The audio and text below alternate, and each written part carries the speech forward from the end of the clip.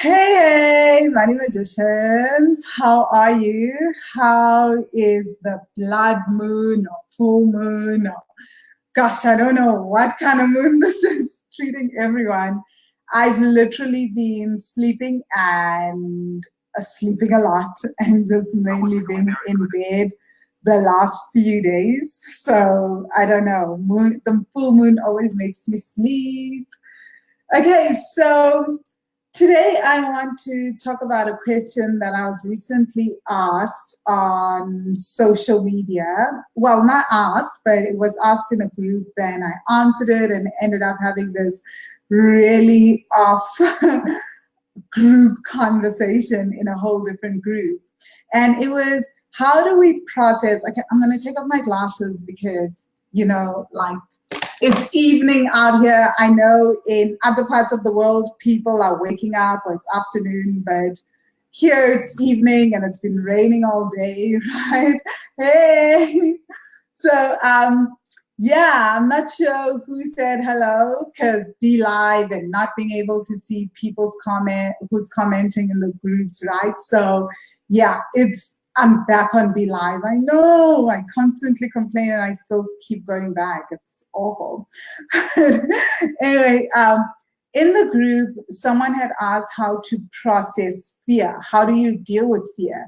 And it was very interesting seeing people's responses and just like observing that very few of us know how to deal with fear, how to process fear. There's this thing in our society that's about if you feel fear, you want to instantly go from fear and allowing gratitude in. You want to then feel love. You want to think of gratitude, etc., right? And that's not the case. It's not about running away from fear, but this is a thing that's coming up a lot. It's like with law of attraction, whatever you fear, you attract more fear, you do all that. And I'm just like, yeah, but if you're feeling fear in any moment, and then your instinct is to allow gratitude and to change from fear to gratitude, from fear to love, from fear to this, because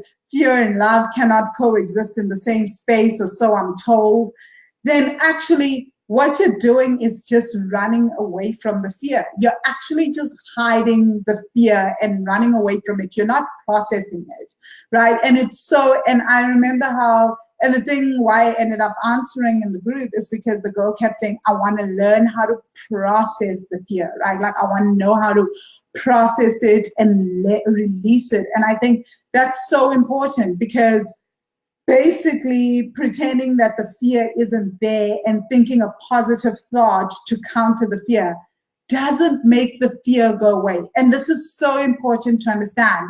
That fear that you're busy suppressing and thinking a positive thought and putting in gratitude in, etc., that fear is still hanging around in your energy system. The only difference now is that you're just choosing to make another emotion more important. And this is kind of a big contentious issue for me, right? Because I was just having a WhatsApp conversation with Mary Lou.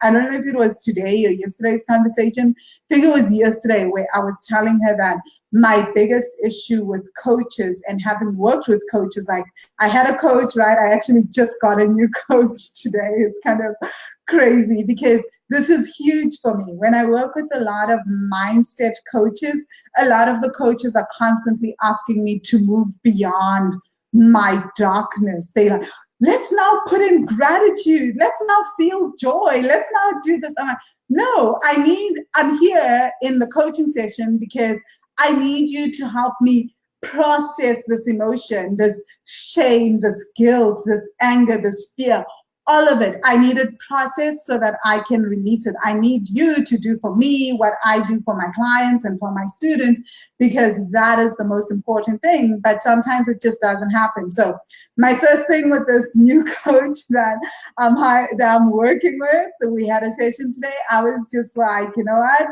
I need to know where you are on this darkness space of can we hold dark emotions and process them and then let them go in sessions? Because I'm not here about allowing gratitude in, about allowing joy. True healing is often messy. It requires us to go into the deep, dark spaces, release all that, and then move on, right? So yeah, my former coach I was working with for the month of June, it was June and July, right? Wasn't too intense. It wasn't bad, but then I also felt like she didn't feel like I didn't feel like, not her. This has nothing to do with her. It has everything to do with me and the fact that I need to process emotions. And I think it's really important to process emotions and let it go. And we all coach in different ways, and I totally honor that. But for me, I'm very, very big on, before I allow gratitude in, before I allow joy in, I need to allow the, I guess, so-called negative emotions, which I no longer call them that. I just need to allow all my emotions. That's what I'm calling it now, all of it, because it's not good or bad that I feel anxiety. It's not good or bad that we feel fear. It's not good or bad that we feel shame. We just feel these emotions and they need to be processed because they're coming from a deeper underlying place in our psyche. They're coming from deeper spaces in our, I guess, in our subconscious mind.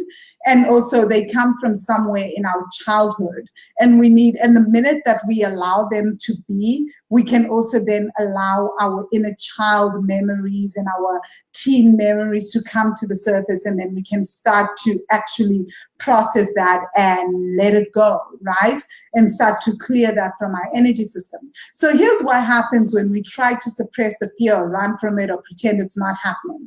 So let's talk about financial fear, which is what I'm going to talk about today, right? It's processing the financial fear. So imagine you have a financial fear around having money in your bank account and feeling fearful about money, about having money in your bank account, or feeling fearful about having no money in your bank account. That's the big one. And it's interesting that I'm doing this around month end, right? So month end is here. There's a lot of fear coming up. You're looking at it. Actually, just looking at the bank statement, looking at your bank account, looking at the bills that are coming up, mortgage is due, rent is due, electricity bills, school fees, things have to be paid, all these bills. There's gonna be a lot of fear for a lot of us, right? Oh, how the heck am I gonna do this? Fear, fear, fear. So if you pretend that isn't happening and then you force yourself to feel gratitude, guess what? That doesn't work. Because in that moment, what you're going to be feeling for the next 5-6 days isn't gratitude. When you look at your salary, isn't going to be, I'm so grateful that I have a salary. For you to get there, you have to have processed the fear and have seen that it's not really true. And telling ourselves that, oh, fear stands for false evidence appearing real also doesn't work, because you're telling the conscious mind, and the conscious mind gets that. The conscious mind gets that it's intellectualized everything, but everything is really happening at a very subconscious level, right? So your body is triggered, your life is triggered, you are just triggered, right? And I know all about fear because I struggled with panic attacks and anxiety attacks and so fear comes up because there's a part of us that feels unprotected, feels unsafe, feels a lot of things. So the fear needs to be acknowledged. And this is huge, huge, because what you try to resist persists. So if you're running from the fear doesn't feel heard. Your subconscious feels like you are running from it. You're running from yourself. And it's going to try harder to get you to pay attention to the fear.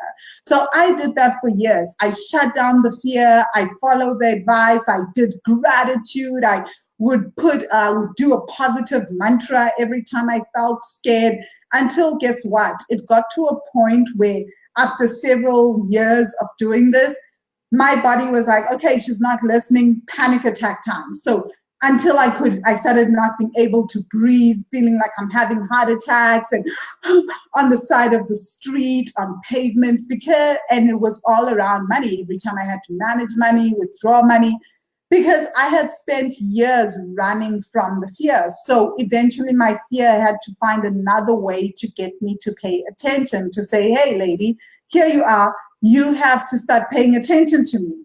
So the minute I did that is when everything started to shift, right? So that's when I saw a shift in my finances, and that's when I saw a shift in also my panic attacks, when I started sitting with the fear. So that's the thing that people that have done the 5-day fall in love with your bank account challenge, you already know that the most important thing that will always change your finances is to not run from the fear, right? Is to sit with it, allow it to be. So in the Money Magic course, we take it a step further in the lesson 1 meditations, where then I talk to students, and they have 3 guided meditations in lesson 1 where they get to go into the body and talk to the fear, and even go deeper and understand the root cause of the fear, understand the memories that the fear is carrying. Then they go into releasing the emotion of the fear. They go through a lot of talking with the fear. There's so many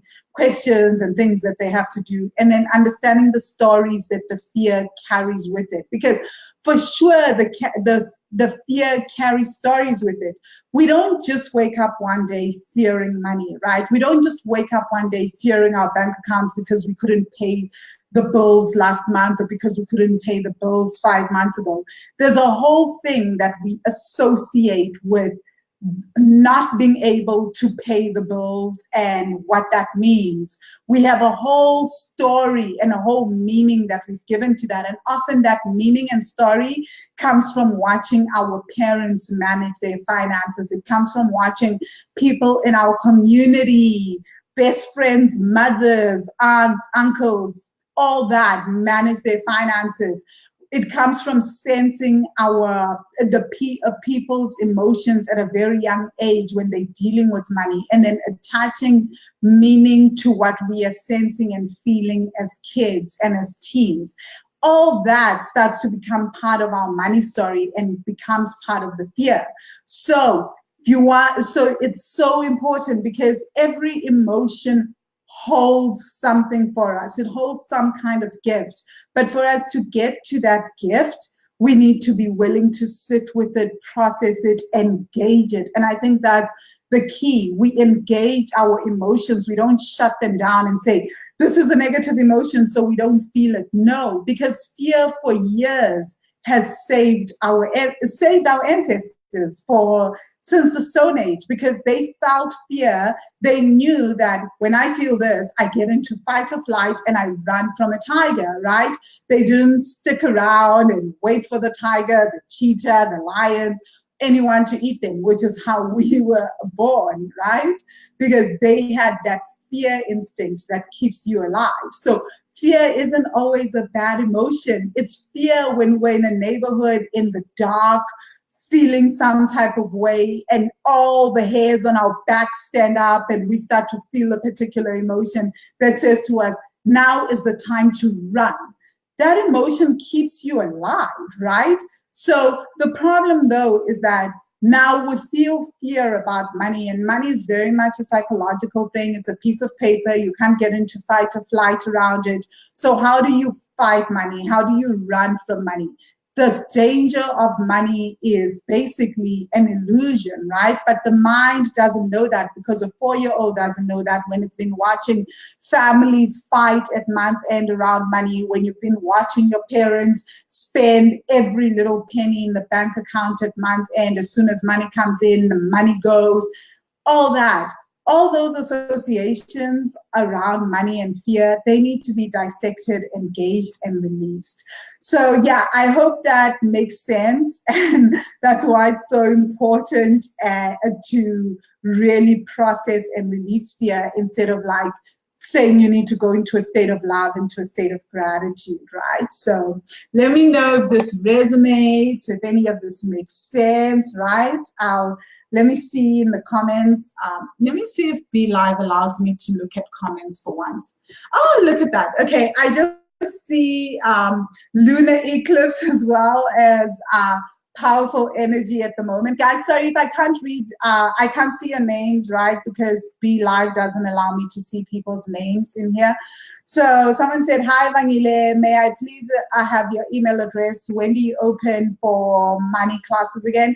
Okay, so yeah, I'll definitely send you my email address. It's vangile@wealthy-money.com. But also, we'll put up after this video. Oh, actually, since this is coming up, why don't I just post it on here? So guys, the Money Magic course is going to open for registration soon, right? So to know more about that, it will only open for people that are part of the masterclass that is happening. When is this masterclass? I think it's August 5th that I'm hosting the masterclass. So you'll only know about the opening of the Money Magic course during the masterclass. So sign up for the masterclass at wealthy-money.com/masterclass, right? So sign up for that, and during that masterclass, I'll open up the Money Magic course for registration, answer all questions to do with the Money Magic course. Okay, so let me know if you have any other questions. Everyone else is just saying hello, hello, right? So all good. Let me see if, okay. Oh, no, it's not giving me the option to see people's names on here. Okay, so have a fantastic day. I literally only have 5 minutes to show up for a client on a coaching session now. I thought this would be a way shorter video. So gotta run. Bye. Have a lovely weekend.